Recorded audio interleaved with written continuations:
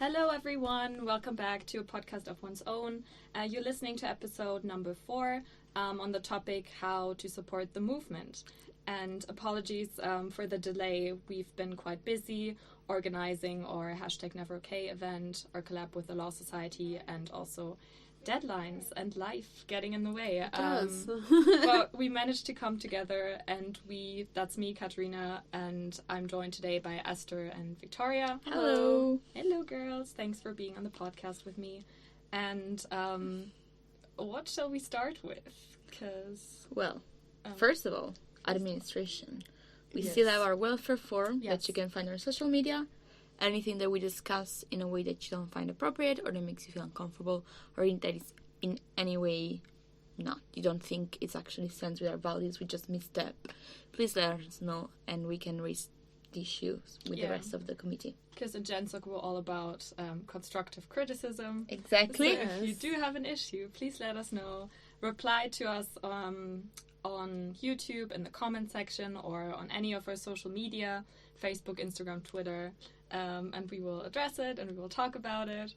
On the topic of that, in fact, we've got an interesting comment on our last episode about the Me Too movement and backlash and improvements and stuff, and we're going to address that comment at the end of this podcast episode. So, we just want to make it clear that this is not an interview or anything. We're not experts on the topics. Obviously we do our research, and if we look for statistics to back it up, we will probably start linking them in the show notes, but it's just our opinion. So and most importantly is things that come up from our sessions, our weekly sessions.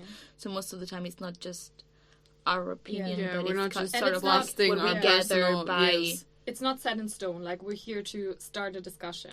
To start a conversation about certain things. And, so if you do agree or don't disagree with anything we say, let us know on the welfare forum or reply to our social media. Posts. Yeah. Great. We'll address that comment at the end of At the the session episode. Yeah, it was quite interesting. So let's start talking about the session that we had 2 weeks ago. We did a bit of a different. We had a bit of a different approach this time. We used Menti, I think it's called. Victoria, do you want not sponsored? Do you want to explain the sort of concept behind it and why we did it? So the concept behind it is that we want to do something that was more workshop oriented rather than just normal session, and also we wanted to look at the people who may not be as outspoken during sessions because of their personal preference, but that still wanted to put in their inputs and make their points. So with Menti, we are able to create polls, surveys that you can answer on the spot. So basically you just have an idea of what the entire room is thinking, even though not everybody will be comfortable with speaking up or raising their hands. So I think it was a really good way to have a good comprehensive outlook at what the room was thinking, what the general idea was, I would say. To have sort of everyone engaged, even though, because like especially with like some of the things we talked about, those are sensitive topics, and some people might not be comfortable about speaking or sharing their opinions or experiences, which I love. Like, I personally love sharing stories. Same. And I felt like that session was just very much about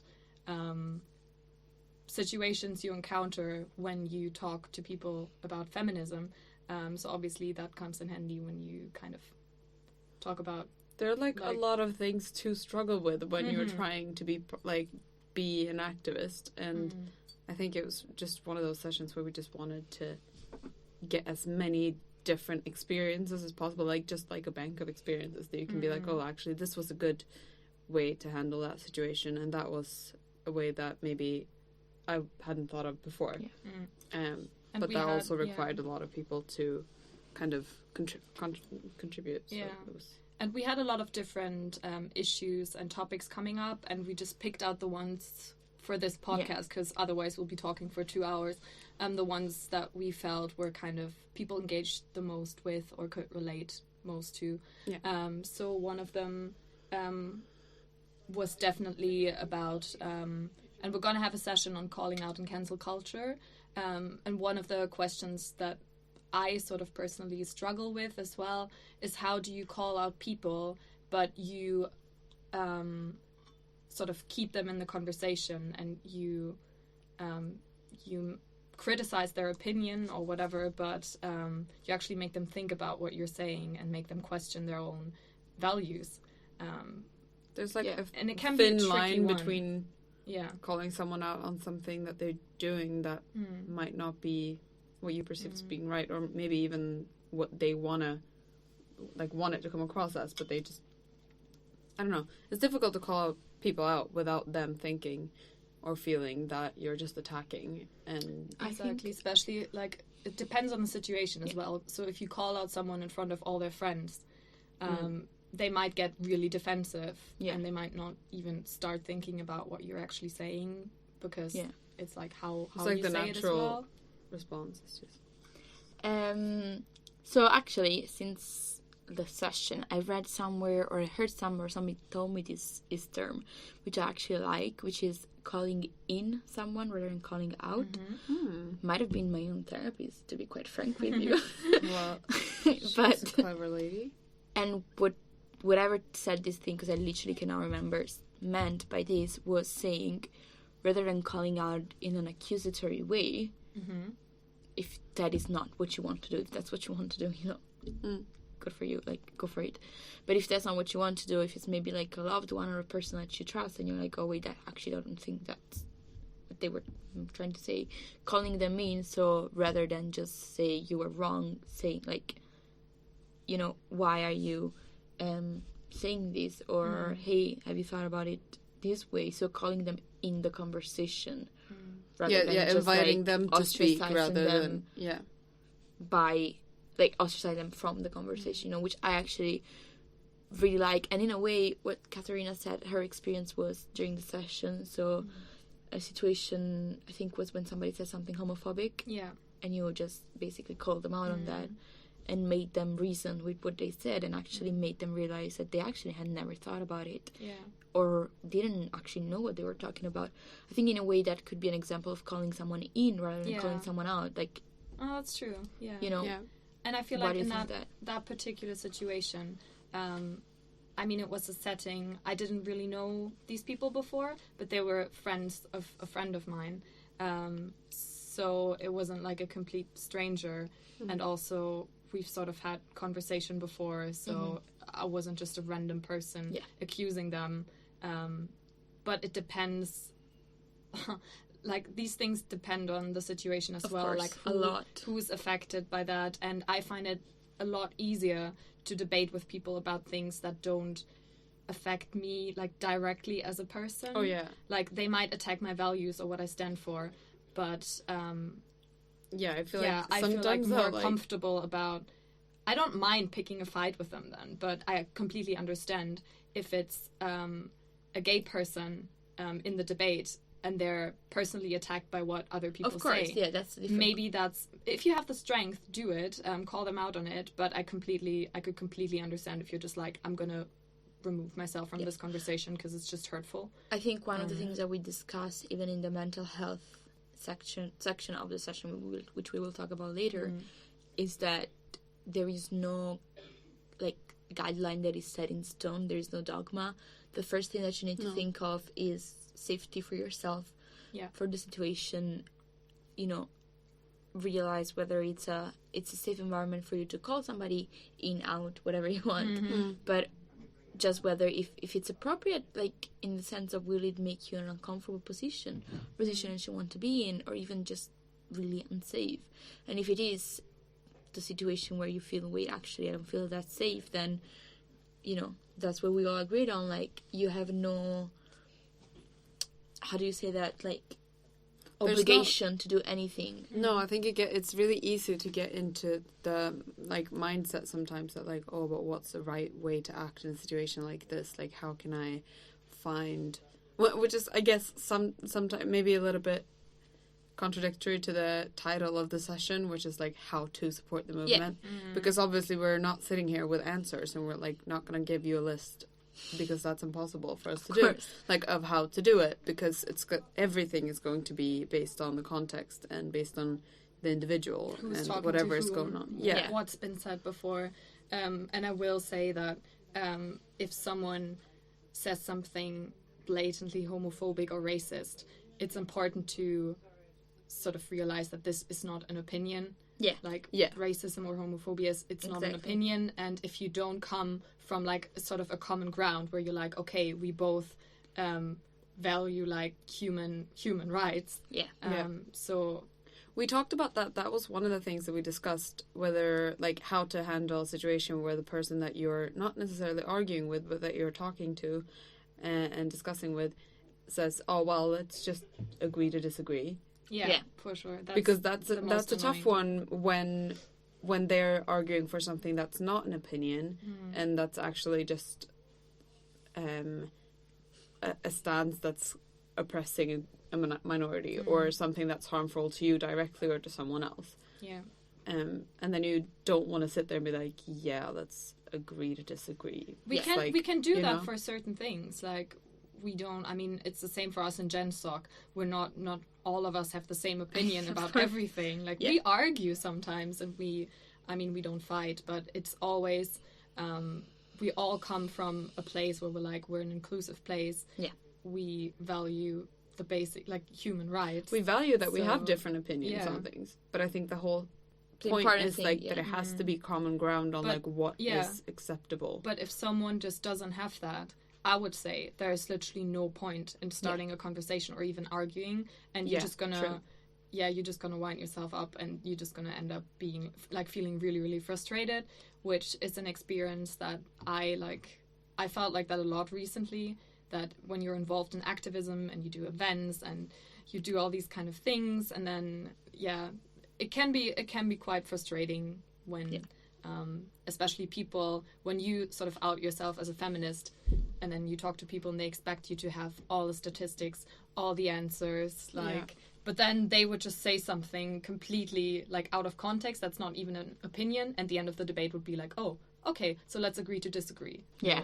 Like, and then you're like, you just wasted all of my time, and you were not even willing to, like, have an open mind to start with. So but yeah, I mean, calling out or calling in, it's still important that we do it, and that doesn't necessarily mean that we have to cancel people. Yeah. Because like the example that I brought up in the session, the discussion I had with the two guys who were saying basically, I'm nothing against gay people, but I wouldn't want to have a gay friend because obviously he's gonna, I don't know, like, hit on me at some point or whatever. And I was like, oh, okay, so why do you feel that way? Have you ever experienced anything like that?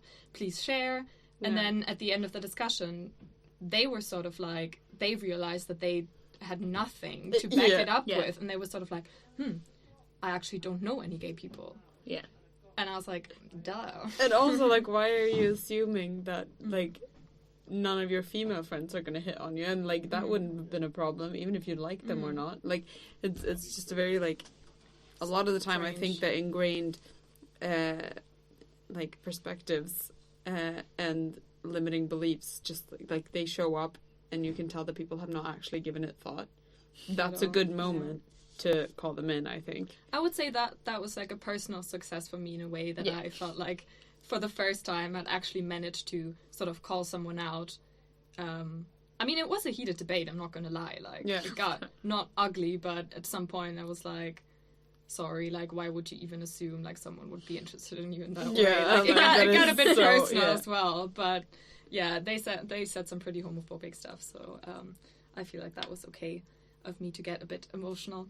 Yes. We also talked about, like, how in situations where, like, you don't even know where to start, like, someone says something and you're like, I have so many my issues, god, like, I don't even know. Like, I've been in a situation where people have told me, like, oh, but, like, gender equality or feminism, like we don't need that. Like, mission is accomplished. We already have gender equality. Women can do whatever they want.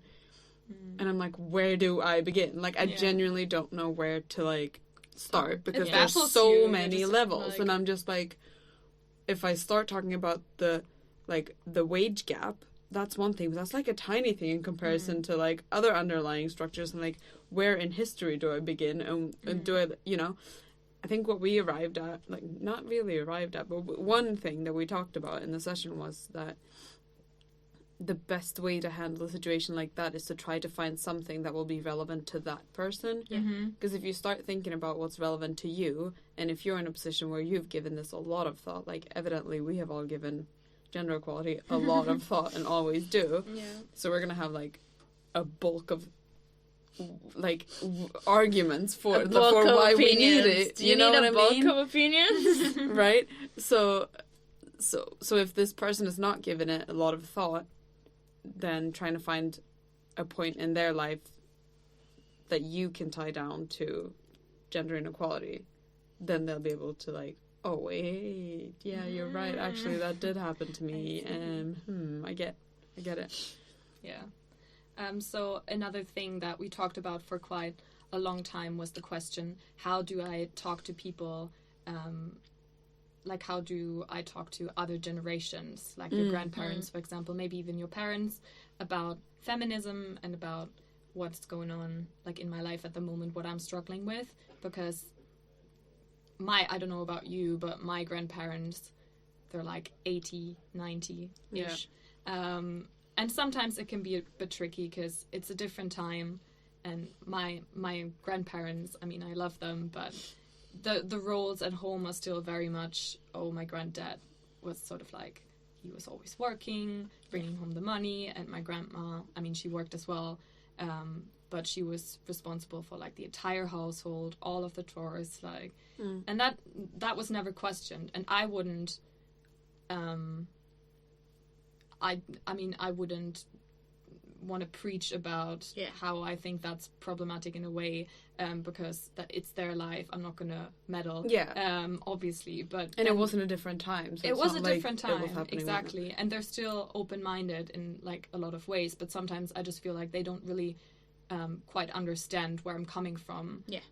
Because they look at my life and they're like, oh, you were always, like, your parents always supported you, you got great education, you can do whatever you want, blah, blah, blah, like, what's the issue? Yeah. Basically. So it can be a bit tricky to, and some members were saying as well, how their grandparents sometimes just say really inappropriate, outdated stuff. I feel like... And how do you talk to them, but still sort of respect where they're coming from, what they've been through?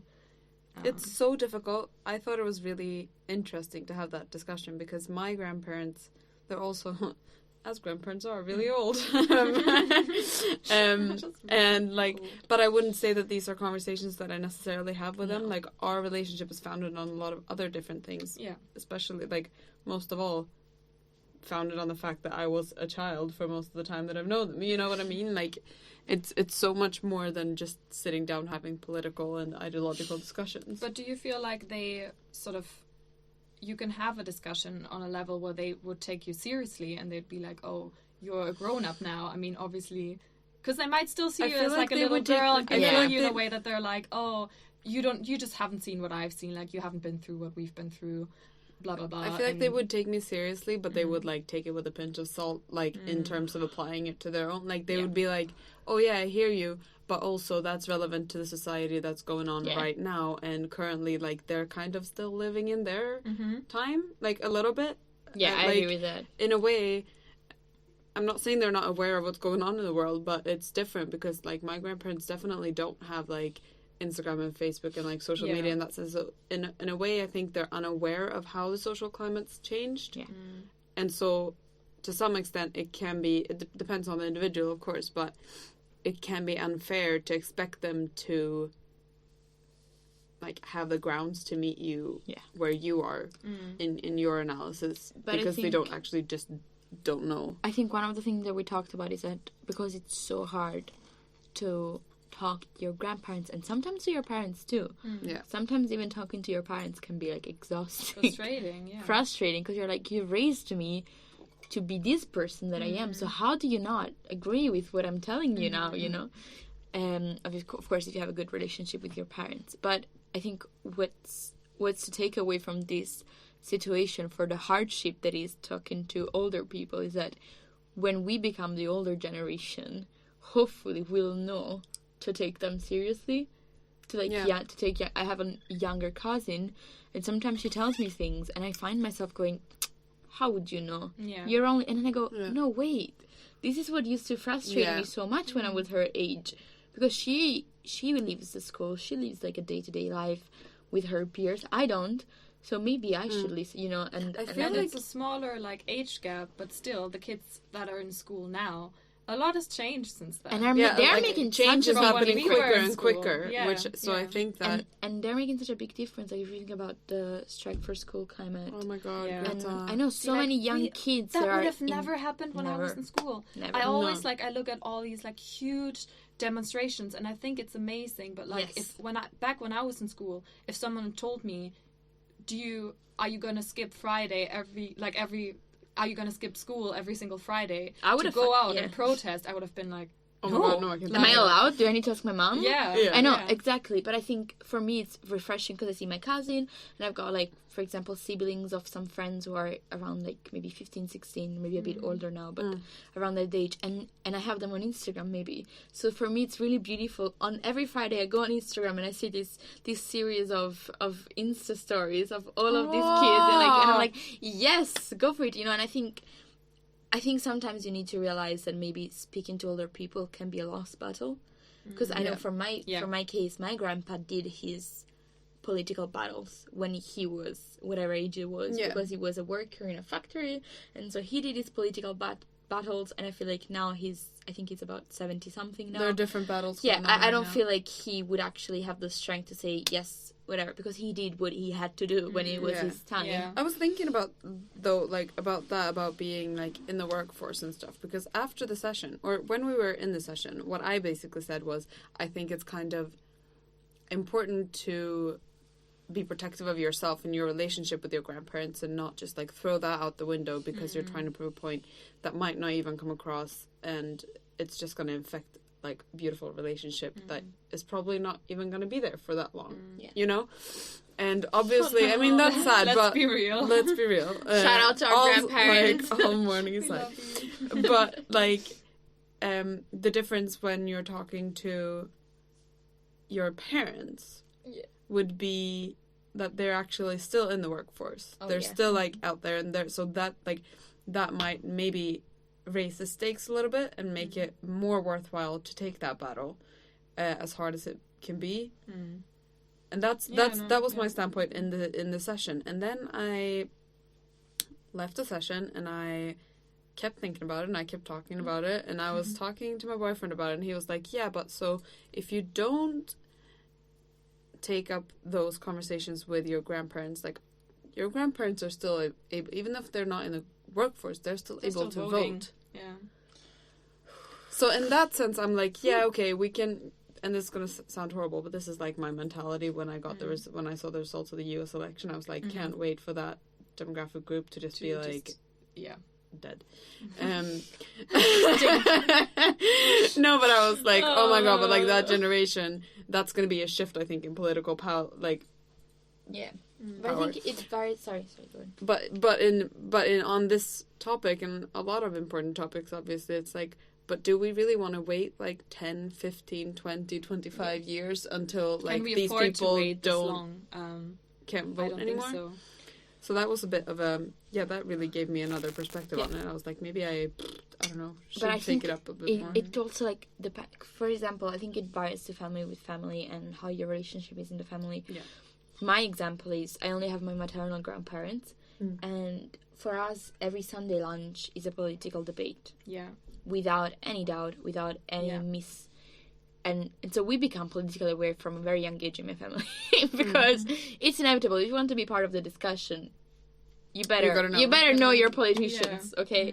And I think, I mean, for example, I'm quite lucky because my grandparents, even if they disagree completely with what we're saying, they still trust that their kids, so my mom and my uncle, will give them the right advice on not who to vote because they still have their freedom, but they will still provide like the best option and say, you know, that maybe you should think about this and this and this rather than like these other completely different political party. There's an awareness of like them but that's knowing. because I also know that my grandpa was politically involved from a very young age. So I know that my grandpa would never vote for the alt-right. Like, you know, I know that he's still gonna vote for the left. He's just that I know that he's also kind of like open, you know, into hearing what his kids have to say. But for example, with me, if I told him vote for this, I don't think my grandpa would be like, yes, Victoria, thank you for your advice. But I also think maybe like if you, for example, are in a situation with and this just came up to my mind, if you know that your grandparents were politically involved like mine were,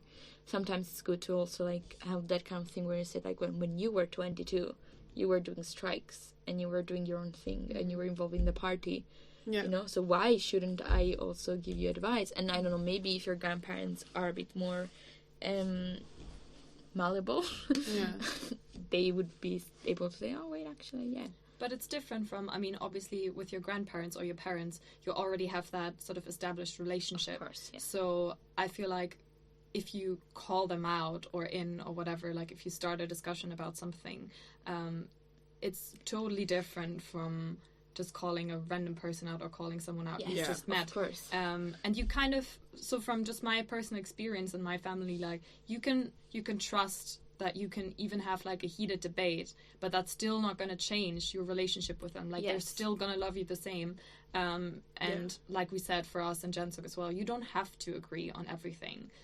You just have to feel, or you should feel, comfortable to talk about these kind of things. And I'm always amazed with my granddad, who's turning 90 this year, and he is so open-minded. It's incredible. Like he would listen to everything me and my sister said. I remember when we became like vegetarians or vegans, he was kind of like, oh, that's interesting, yeah. And then he just listened and he was like, that makes a lot of sense. Like when my sister had her coming out, he was completely cool with it. Yeah. Like he was just like, yeah, you just do you, like no issues whatsoever. So it can be like they can also surprise you in a way. Yeah, sometimes you have to give your loved ones a bit more credit. You have to give them credit and you have to trust in them in a way. And so to end this on a high note, and then let's speak maybe a bit about the last point from the session that we talked about for quite a while. How do I talk to religious people, or how to talk to people who come from like not the UK or not like Western Europe, without coming across culturally insensitive when you disagree with them and they're sort of like, that's just the culture where I come from, that's how it is. I feel like I am much more comfortable talking about the religion part, and I think with that is always have an understanding that you're not like, you know, just trying to make sure that they know. I know that I sound super condescending, but I speak from a viewpoint of a religious person, sort of. You need to sort of the Catholic girly me is still there. Make them aware that you're not attacking the religion, or most importantly their faith. You're not attacking their faith. Like, you know, again, with my sort of religious, like, I would love to believe in God, you know? So I'm not attacking I'm not attacking anybody's faith, because I think that's, you know, that's a good thing to have if you have it, and if you care for it, and if you want to take care for it, that's beautiful.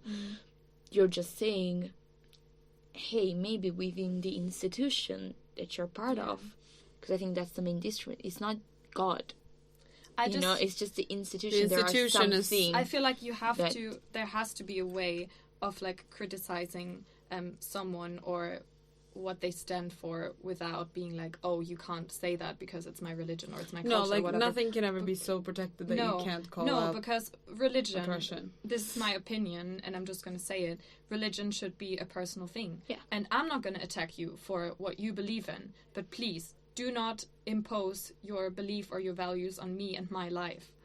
That's all I'm saying. I think that's where the line needs to be drawn. Like, yeah, for sure. So you have your freedom of speech or of belief or whatever, as long as it doesn't limit my freedom. Yeah, exactly. Like, and if you think, maybe for example, if it's a situation where this was a situation, for example, there was this YouTuber called Andrea Russett. So this just came up to my mind. She's bisexual, and she was forced to do to come out because her best friend was really religious, and she had come out to her best friend. And after a year of coming out, her best friend came out and said, actually, I do believe you're going to hell, but I've just never said it because you know my beliefs.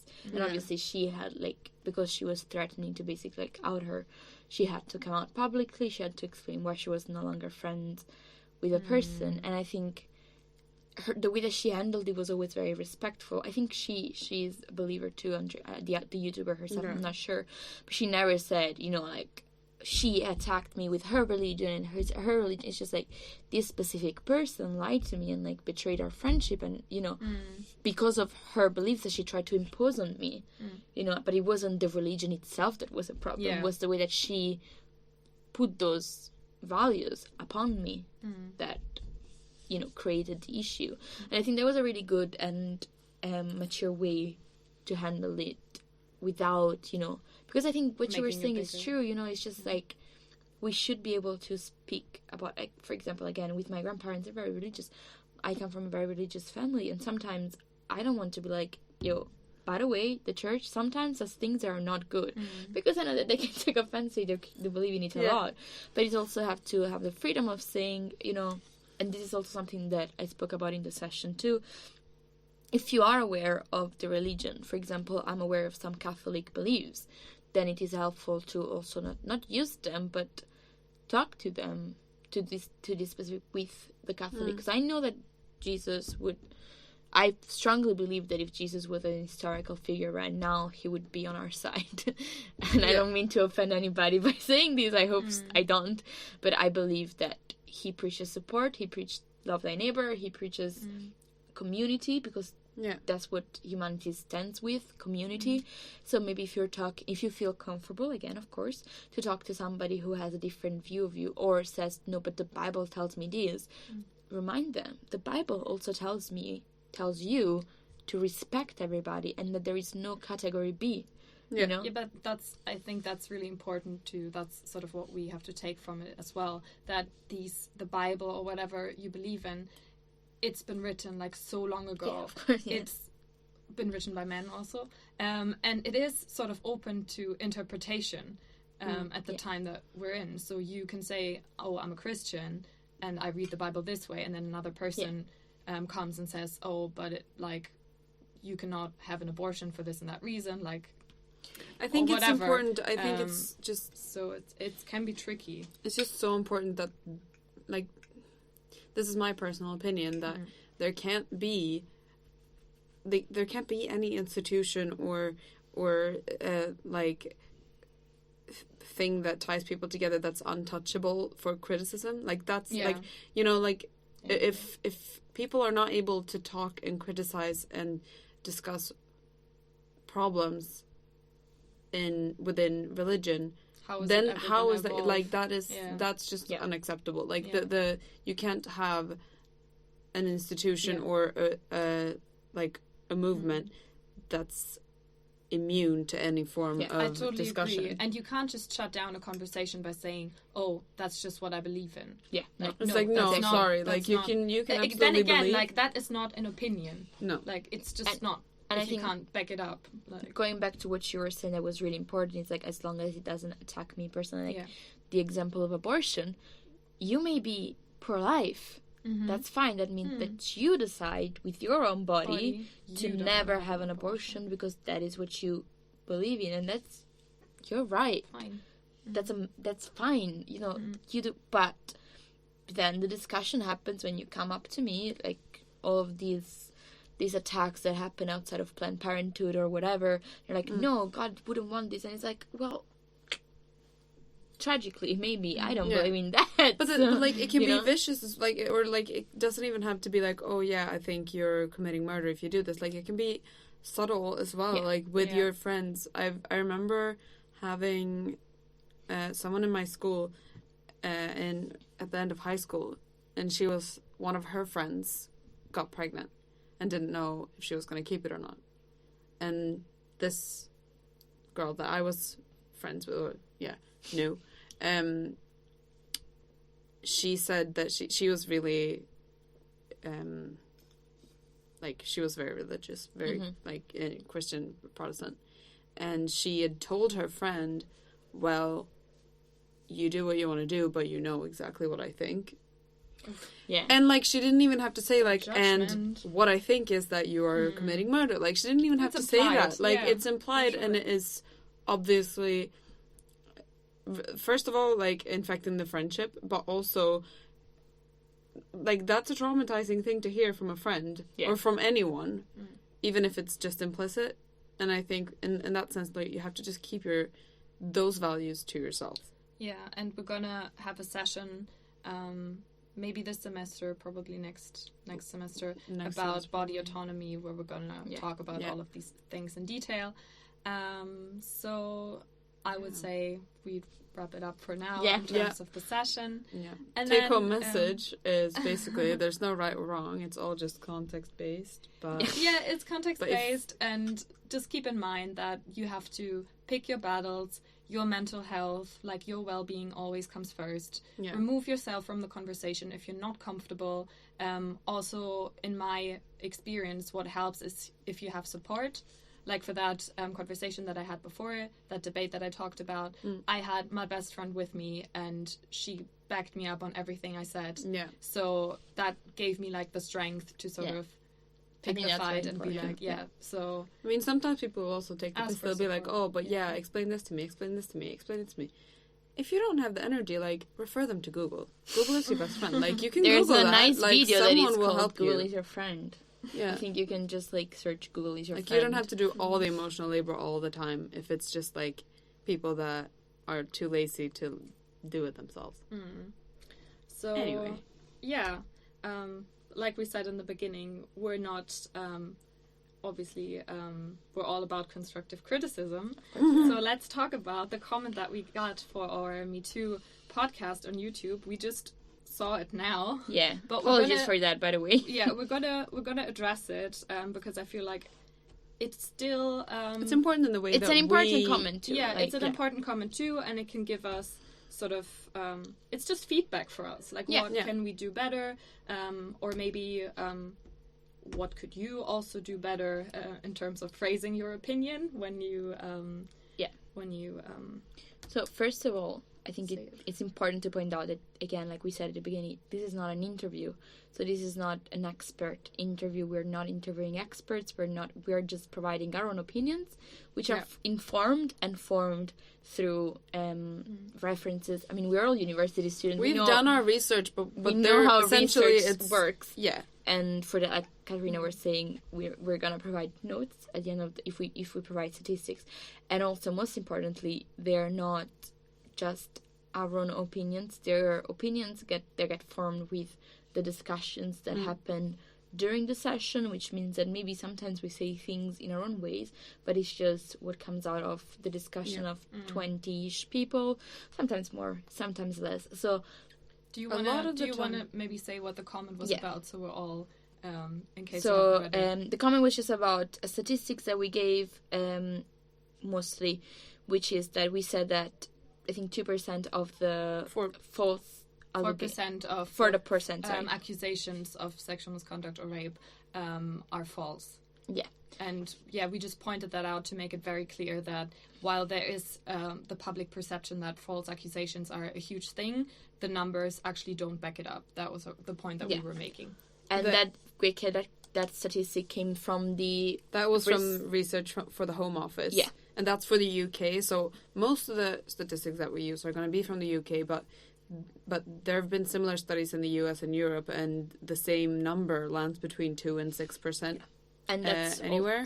The statistics that we get given at our bystander training provided by our university, and that is given by a former police officer. So he provides the statistics from his own work experience, and that was also a very similar, or if not the same, statistic. So that's where we got that statistic from.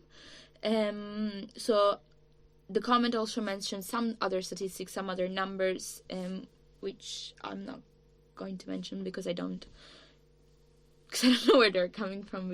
The comment basically said that our numbers were actually wrong, and that in fact it's a lot higher. Yeah, which we didn't find when we did the research originally, and now upon Further looking it up research, again, still find that these numbers that the comment is pointing towards are just not true. And also one last thing that the comment touched upon was that we are according to the comment, we are the proof of why men stay away from women, because I'm not going to make a judgment upon that, because obviously I don't agree with that. But, well, to be frank, I don't think that's what we gave off with our podcast at all. I think we were trying to give off the complete different vibe, pardon my Gen Z vocabulary. Like, I think the comment starts out by criticizing the fact that we were an echo chamber. We were just like 4 or 5 women sat talking about the Me Too movement, and we all agreed. And the thing is, like Victoria said before, it's not an interview. We've not invited. We never said that we would be do our best to always have as many different representatives of every different demographic as possible. We would love that, but this is a weekly thing that we try to do based on the sessions. And in the sessions, we have a much wider scope of people that actually contribute. So what we bring up is a collective sort of, it's like an overview of what went down in the session. And in that session, there were more than a few men present. And people of all ages and ethnicities. So absolutely, we were only for women in our 20s sat talking about Me Too, also, but I kind of feel reported. Like if you listen to a podcast, people. Excuse me, but it's a 40-minute podcast by the Gender Equality Society on the Me Too movement.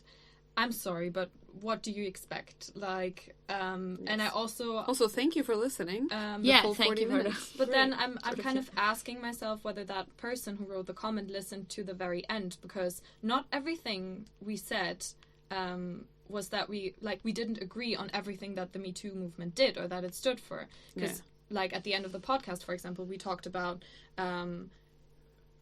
like feminists or women or just people in general, what they had to say about the Me Too movement, that it's not inclusive enough, etc. So it wasn't like it was just a praise of Me Too for 40 minutes. No, but it really wasn't. Yeah. I feel like we always do our best to prepare for sessions, but also when we bring those sessions back into the podcast recording studio,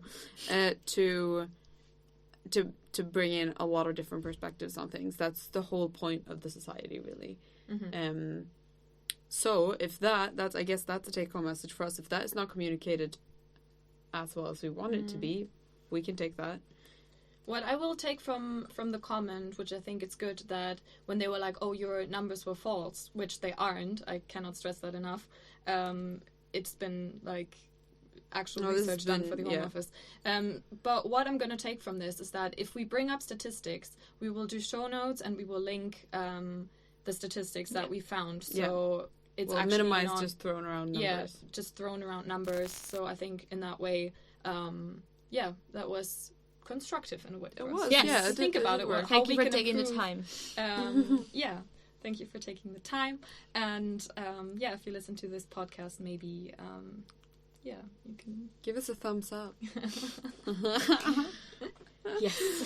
Or not. We don't care. Not validated by likes. Thank you so much for listening, guys. Yes. Thanks for listening. Thank you, Katarina. Thank you. Thank you for being on the podcast with me.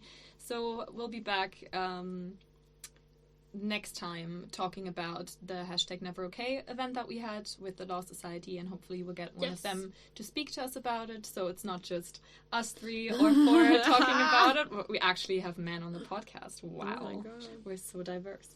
Okay, so till next time. Bye. Bye.